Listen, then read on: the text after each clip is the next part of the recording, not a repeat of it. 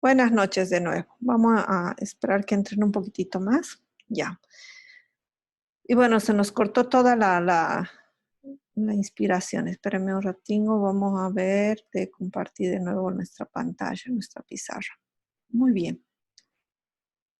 Entonces, hemos hablado de que normalmente nosotros analizamos las poblaciones considerando un 95% de certidumbre y por lo tanto podemos llegar a equivocarnos en un 5%, que ese sería el error estadístico también llamado alfa, ¿ya? El error alfa o también error de tipo 2. Sí, adelante, Vaca. Doctora, no entendí muy bien eso del error alfa y beta. ¿Lo podría explicar otra vez? Ya. Este error alfa y beta viene de tomar falsos positivos y falsos negativos. Es decir, yo tengo que juzgar a través de mi test estadístico, es decir, una persona, a ver, para que sea más real, veamos con un parámetro fisiológico. Ya, digamos que 36 grados centígrados es la temperatura, 36,5 en realidad. Lo tengo, vamos a borrar. Mitad. Ya. La temperatura sublingual normal es de 36,5, ¿ya? Grados centígrados. Ahora bien, según este criterio del 5% de error, digamos que a ti te sale lo siguiente. Te va a salir un parámetro superior y un parámetro inferior. Ok. Entonces, te va a decir, por un lado, que lo mínimo que tú tienes que aceptar es de 36,3, por ejemplo, ¿ya? Que por debajo de ese valor sería hipotermia. Y por otro lado, te va a decir que por encima de 36,8 vas a tú considerarlo como una fiebre, como una febrícula, ¿ya? Como una alza térmica. Por lo tanto, posible indicación de que hay alguna enfermedad, ¿ok? Esto es tu patrón. Sin embargo, tú sabes que en el 5% de los diagnósticos, es decir, que de cada 100 personas, 5 de ellas pueden tener 36,8 grados sin presentar fiebre ni ninguna patología, simplemente porque son personas que naturalmente son más calurosas, porque son personas cuyo metabolismo es muy rápido o es acelerado, o porque en el momento del día que tomaste tú la temperatura, la persona estaba haciendo digestión y subió su temperatura. ¿Me entiendes? Que hay una serie de condicionantes que hacen que tu diagnóstico sea dudoso, ¿ya? En ese 5%. Ahora bien, esto está un poco cerca. Vamos a ponerlo acá. Ya. Entonces, por un lado, tú vas a tener pacientes que tienen, por ejemplo, menos de 36,8, perdón, 36,8, no, 9, porque va a ser más de 36,8 lo ponemos. Menos de 36,8 y 36,8 o más. ¿Ya? Entonces, si tiene menos de 36,8, es un indicador de que está bien, de que no tiene una patología. Y si tiene más de 36,8, quiere decir que tiene una patología. Hasta ahí estamos bien, ¿no es cierto? Y aquí sería enfermo y no enfermo. Ahora bien, que tenga menos de 36,8 y esté enfermo es prácticamente poco probable. A esto habíamos dicho error beta. Que tenga 36,8 o más y esté enfermo, o sea, diagnóstico de enfermo, esto es lo correcto. Que tenga menos de 36,8 quiere decir que no esté enfermo. Pero que tenga 36,8 o más y que no esté enfermo, esto sería el falso positivo. Este sería el error de tipo alfa. ¿Ok? Entonces, a esto se debe la diferencia de errores, alfa y beta. Uno es un falso positivo y el otro es un falso negativo. Y es lo mismo, por ejemplo, en la justicia, se declara culpable o inocente, ¿no? Culpable o inocente.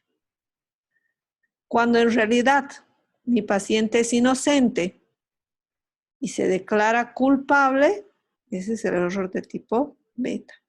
Y el otro caso sería que sea inocente y se lo declare, perdón, inocente y se lo declare culpable, y el otro sería que sea culpable y se lo declare inocente. Es eso solamente.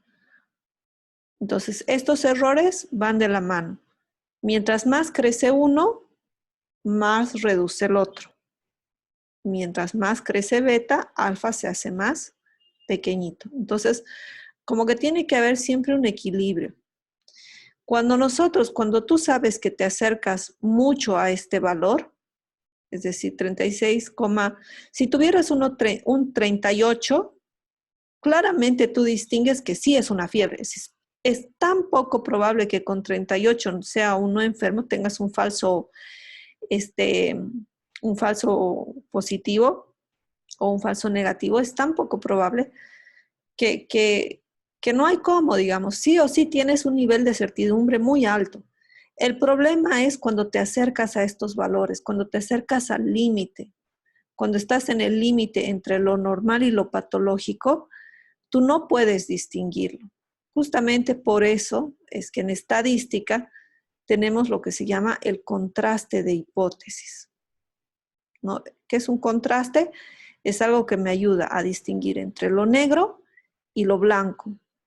Pero como este negro y este blanco varían de persona a persona, pero yo no puedo estar haciendo para cada persona un patrón, sino tengo que tomar un patrón universal, entonces asumo eso, que todo lo que sea patológico va a ser aquello que esté por fuera de este 95%, es decir, que sea ese 5% de personas anormales, y el resto va a ser lo que sea la normalidad.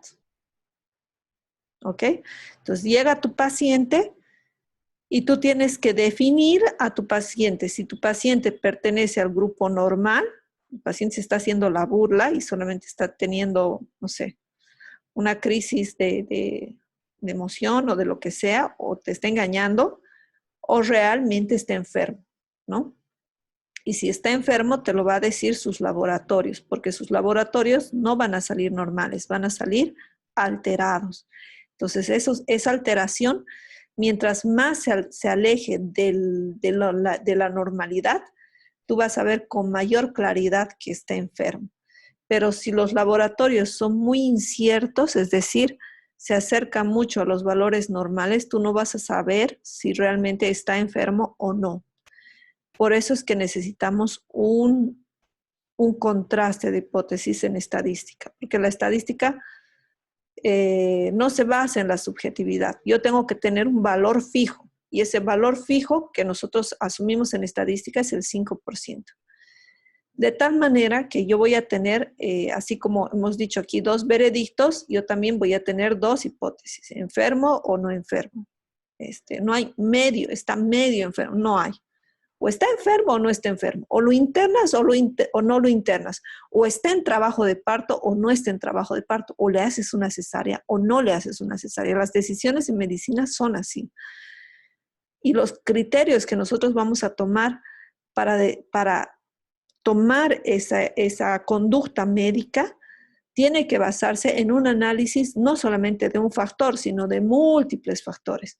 Si 10 laboratorios te dicen que tienen una pancreatitis y 3 laboratorios te dicen que tiene una cirrosis, entonces la mayor evidencia se va hacia la pancreatitis, ¿no? Que tal vez por la pancreatitis te está generando una cirrosis o te está generando una hepatitis y por eso estás viendo esos marcadores.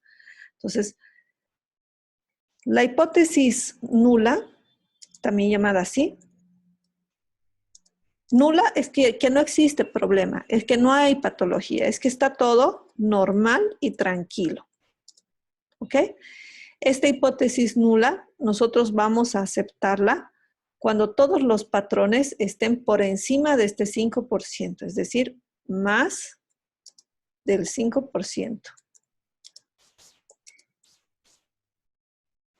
de igualdad, ¿no? Entre lo que yo estoy comparando y la normalidad. Y luego tengo la hipótesis alterna, o 1, se llama alterna. ¿Qué es lo contrario? Que me va a decir que esto no es normal. ¿Y cuando yo voy a saber si es no normal? Cuando sea menos del 5%. Ahora sí, para que esto se entienda, otra vuelta vamos a ir al ejemplo. Vamos a poner aquí una recta numérica. Y de repente yo sé que los niños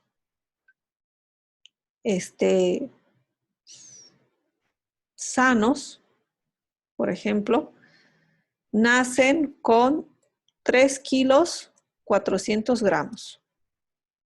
¿Ya? Eso es lo normal que nace.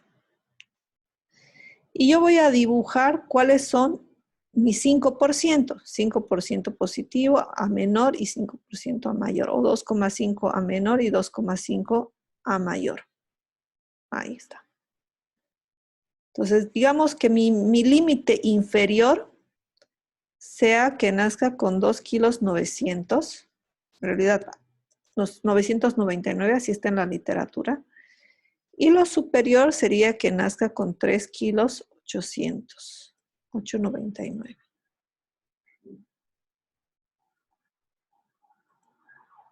¿Ya? Por encima de eso, los valores exactos no los tengo, ¿ya? O sea que no me los vayan a tomar de referencia. Es como un ejemplo, ¿ya?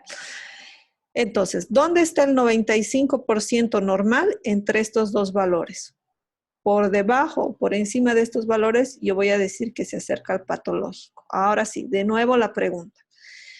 Ustedes atienden a una mujer en el parto y el niño nace con 2 kilos 500. ¿Cuál es su veredicto? Normal. ¿Es normal este niño? 2 kilos 500. No. Está bajo de peso. Está Poquito. por Es debajo patológico. exactamente. Es muy poco probable que con este peso lo considere normal, porque lo normal, el 95% de los niños deberían nacer entre 2 kilos 999 y 3,899. Muy bien. Ahora otro ejemplo. Atienden el mismo día una cesárea de un niño con 3,999. ¿Es normal o es patológico? Es patológico. Hay más probabilidad de que sea patológico de que sea normal, ¿correcto? Sí. Muy bien. Atienden un niño con 3 kilos 500. ¿Cuál es su veredicto? Es normal. Está Normal. dentro de Muy lo bien. patrón. Ya. ¿Y cuál hipótesis aceptan? ¿La nula o la alterna?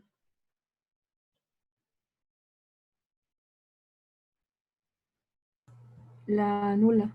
La En nula, este muy caso. bien.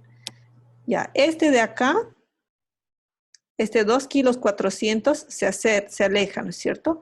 Es la probabilidad de que sea 2 kilos 500 es probablemente de un 1%.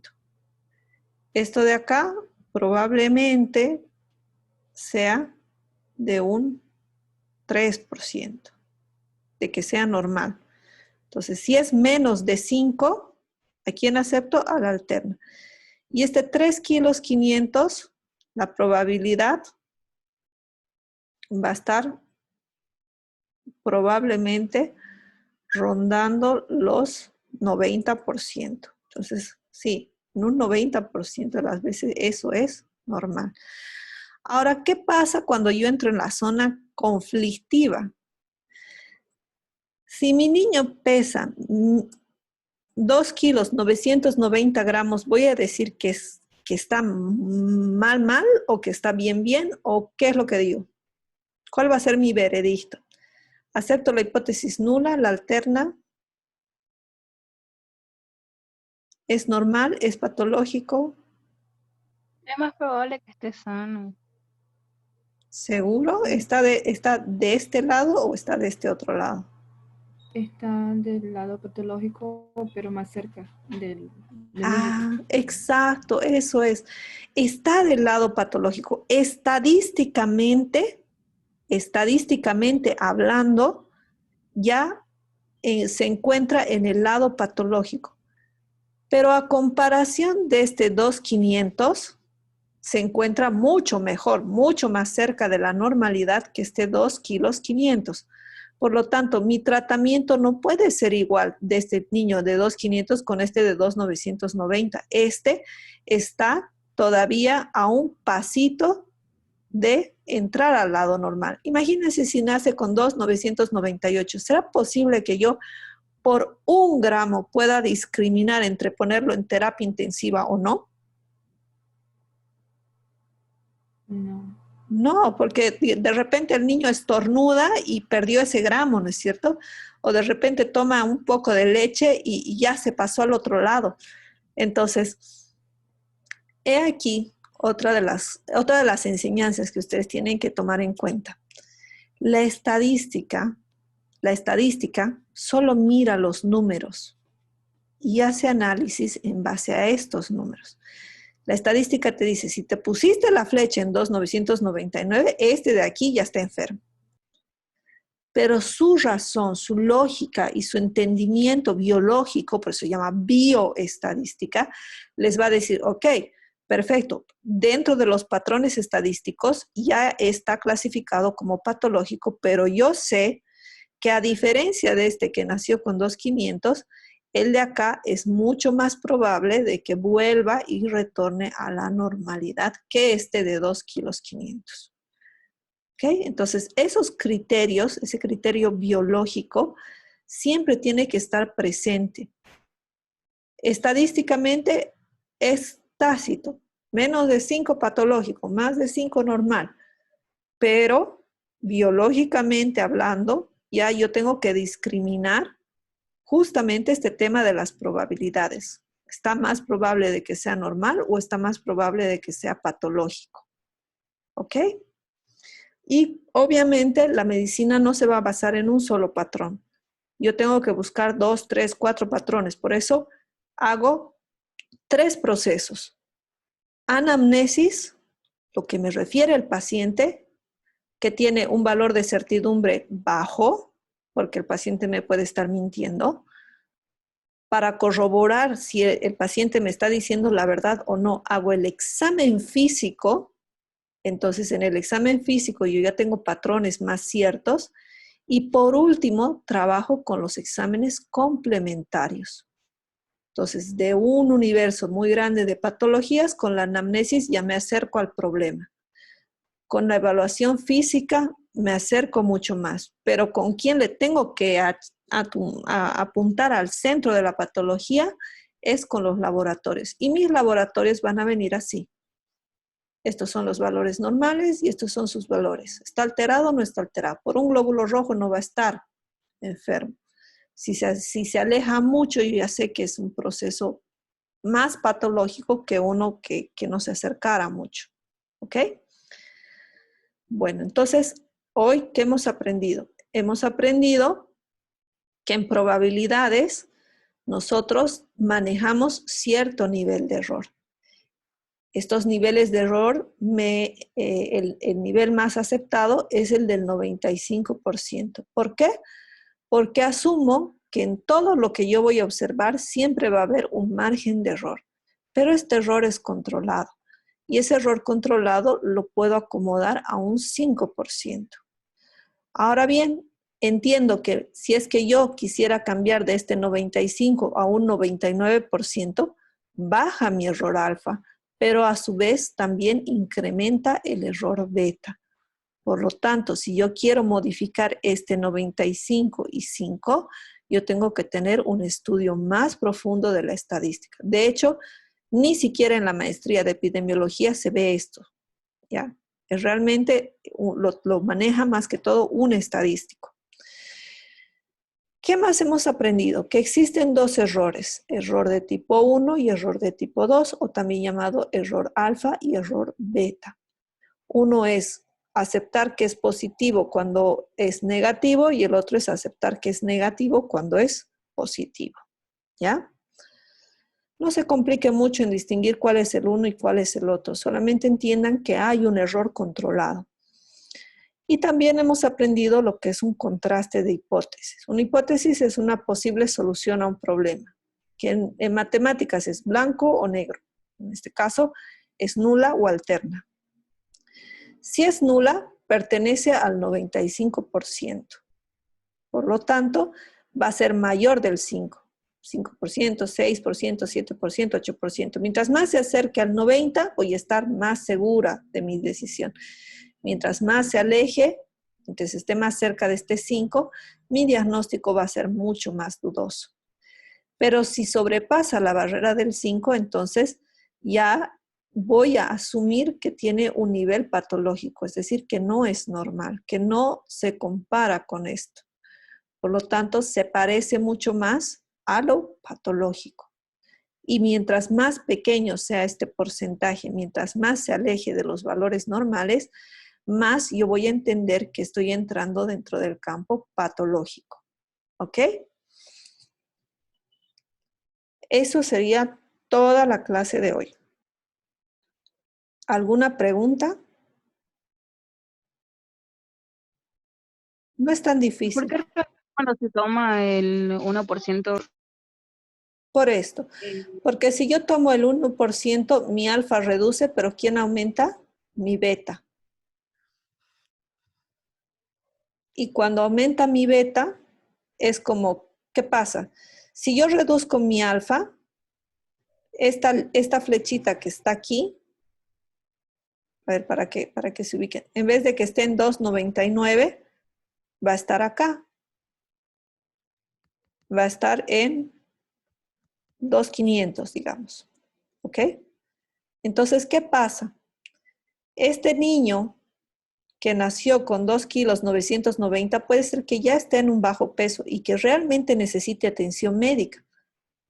Pero como yo he sido tan estricta en mi criterio de no poner el 5%, sino el 1%, te voy a decir, no. Todavía lo vamos a considerar como sano. ¿Y qué va a pasar? Va a ocurrir que este niño que tenía que ser diagnosticado como bajo peso ha sido diagnosticado como normal y ha sido tratado como normal. Por lo tanto, no ha sido diagnosticado, ha sido subdiagnosticado y va a presentar problemas posteriores. Todo lo contrario, si subo el alfa y digo, no, mejor consideraremos y lo pondremos acá, ¿no? Entonces, ¿qué es lo que pasa? Ahora el niñito, digamos que ahora pongo mi patrón como 3 kilos 200, es decir, estoy aumentando mi alfa, mi error alfa. Entonces, mi nuevo parámetro es 3 kilos 200. Entonces, me nace este niño con casi 3 kilos, 2 kilos 999 y voy a decir, no, ya está patológico, necesitamos internarlo. Y el niño está bien, no necesitaba internación. El niño respira bien, bombea bien, se comporta bien, pero yo, ¿qué he hecho? He utilizado una cama, he utilizado personal de salud, le he puesto un acceso venoso cuando lo he pinchado, cuando no necesitaba pincharlo, ¿me entienden? Entonces, ese es esta flechita que mide el 5%. Si yo soy muy exquisita, lo muevo más hacia el centro, entonces empiezo a decir que lo normal es patológico. Y si la flechita yo la reduzco y aumento, este error se hace más pequeñito, entonces, ¿qué pasa? Ya no estoy viendo lo patológico. Lo que debería observar, que si es patológico, no lo estoy observando. Por eso es que el error alfa y beta se mezclan. Mientras más pequeñito es mi error de tipo alfa, mi flechita se va a alejar mucho más del centro. Y los diagnósticos que deberían ser diagnosticados no se diagnostican. Y al contrario, si yo aumento este alfa, va a suceder todo lo contrario, que personas que son normales van a ser clasificadas como enfermas, cuando en realidad no están enfermas.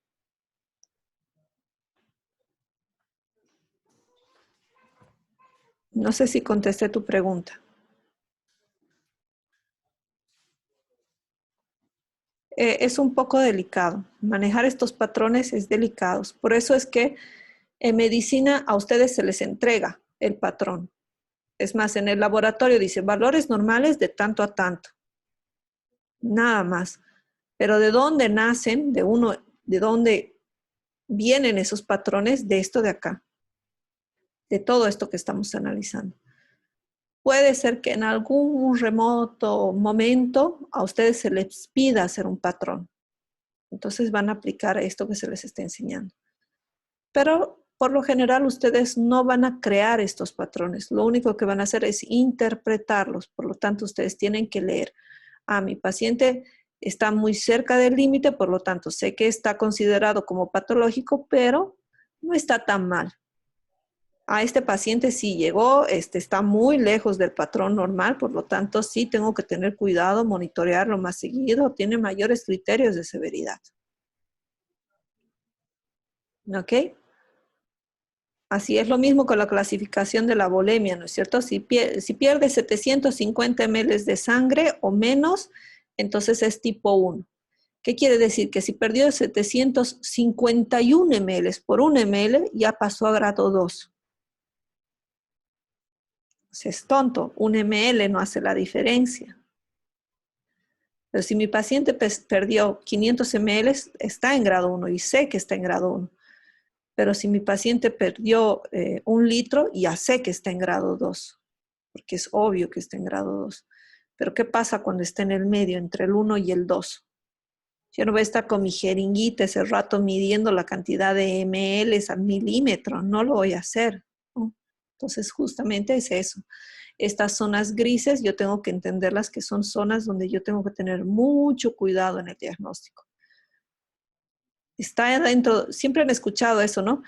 Sus triglicéridos están dentro de lo normal, un poco elevados, pero todavía dentro de lo normal.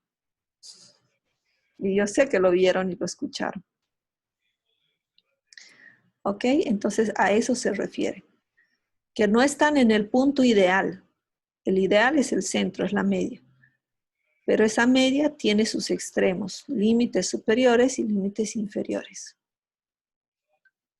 ¿Vale? Y alguien que no está pudiendo entrar. Es su internet. Ok. ¿Algo más? ¿Alguien más? ¿Tiene alguna pregunta? ¿Se entendió? Es un poco complejo, pero creo que la próxima clase voy a poner unos estudios de caso para que ustedes puedan ver esto y diferenciar. Y me van a decir si aceptan la nula o aceptan la alterna. ¿Ok? Y así quedamos óptimo. Entonces, la próxima clase nos toca ver, creo que los estudios de caso va a ser parte de la nota. Ya tienen el Kahoot y luego van a resolver casos clínicos. Voy a preparar casos clínicos para cada grupo. Vamos a hacer unos 4 o 5 casos clínicos y van a interpretar esos casos clínicos, ese cuadro, esa gráfica con estos valores de hipótesis nula e hipótesis alterna. ¿Ya? Ahora, una preguntita. Sí. Lo que pasa es que yo tuve un problema porque yo estaba en Tarija y tuve que reiniciar mi celular y ese día que usted mandó el link, se eliminó todo, o sea, se vació todo mi WhatsApp del de bioestadística y también el de biología molecular. Y quise entrar ya y no, salía que había expirado el tiempo o algo así. Ya, en tu caso se coincide con otro caso más. Tomen en cuenta que tenían 4 o 5 días para elaborarlo. Entonces, por favor, escríbeme al WhatsApp para que busquemos una alternativa para que no quede sin nota, ¿ya? Porque como son poquitas cosas que se evalúan, de 3 o 4 evaluaciones, no hay más, entonces no quiero que te quedes sin nota. Ya, Ok, doctora, ¿ya? Bueno, entonces vamos a hacer lo último, que es ver su asistencia para las personas que no han colocado su asistencia. No tengo, oh, espérenme, no puedo abrir, no está abierta mi.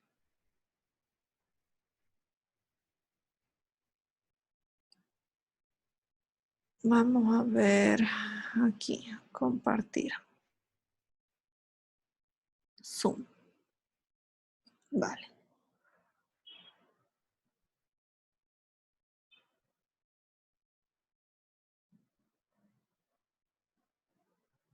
Ay, que no se nos acabe el tiempo porque después si no nos quedamos sin completar la asistencia. Mientras tanto, les voy avisando que, esta es biología molecular, que vamos a tener el día de mañana un webinar. Este webinar es dedicado a los estudiantes sobre el modelo por Blended Learning de la universidad. Se les va a pasar entonces al WhatsApp todo el link para que puedan acceder. Ok, Ada, vamos a verlo ahorita. Y, ahí se salió. Y quedan cordialmente invitados, va a ser a las 4:30 de la tarde para que puedan participar. Y por otro lado, la Liga de Anatomía y Microbiología está organizando un conversatorio sobre el COVID.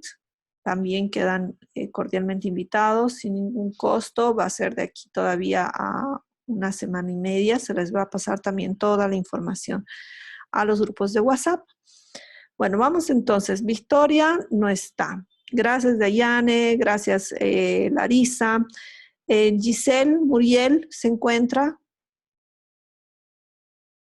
Giselle. Bueno, gracias Laura, Camila, André, Cícero, Branco, Ronald. Ya no participaste, André. Me voy a resentir. Samira, Ana Carolina. ¿Cómo estás? Pagliuca, Madeleine, Tatiana, Andrea Belén. Doctora Andrea Belén me dijo que le avise que está sin internet y por eso tampoco no puede entrar a la clase. Ok, gracias. Junior Abdón. Sí, doctora, pero el presidente no puede poner la asistencia. Ya, ahorita te marco. Listo. Natalie, gracias. Lais, Vanessa, Joana, Michael y Cayo Enrique. Michael, le vamos a poner la asistencia desde el principio.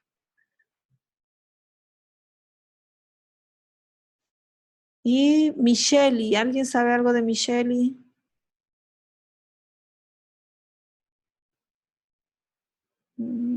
Nada. A ver. Aquí hay una chica escribiéndome un segundo. Belén. Ah, sí, Belén es la que me dijo que no estaba. Ya. Yo, Víctor Oliveira. Nada. Fátima. Ortega Pardo.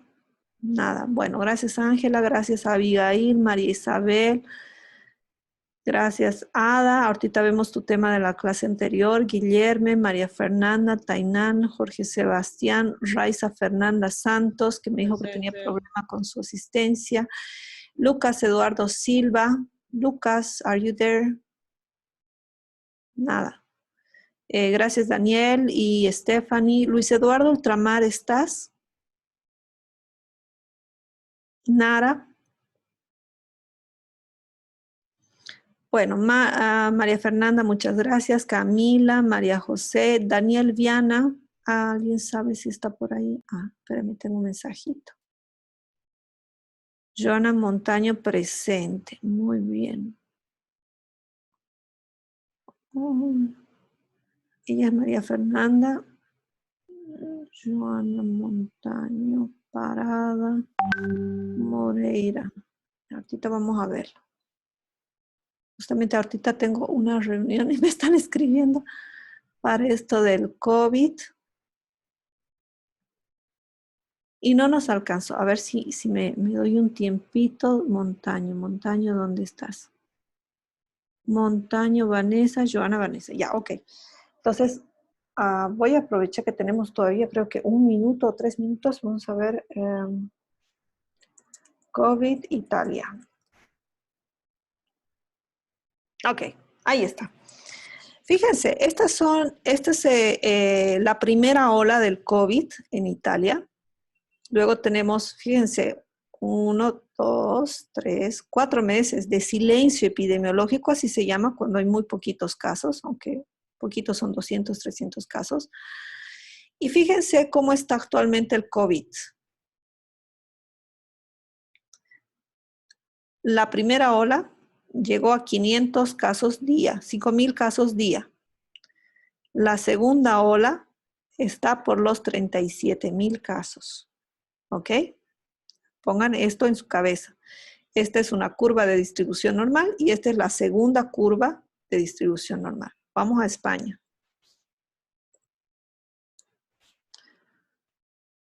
Aquí también observamos lo mismo. La primera curva, que fue fatal, con 8,000 casos por día, y aquí está la segunda curva, que está con 19,000 casos por día. La segunda ola de COVID. Vamos con Bolivia. Ahí estamos. Esta es nuestra primera curvita. Entonces, ¿qué es lo que nos está diciendo? La primera curvita que la hemos aplanado muchísimo, muchísimo, y nos sentiremos orgullosos de haberla aplanado, que hemos llegado a 1,900 casos por día. Yo estimo que vamos a tener unos 3 o 4 meses de silencio epidemiológico, es decir, que no vamos a tener tantos casos, vamos a tener 10, 20, 100, 50, pero pasados esos 3 o 4 meses,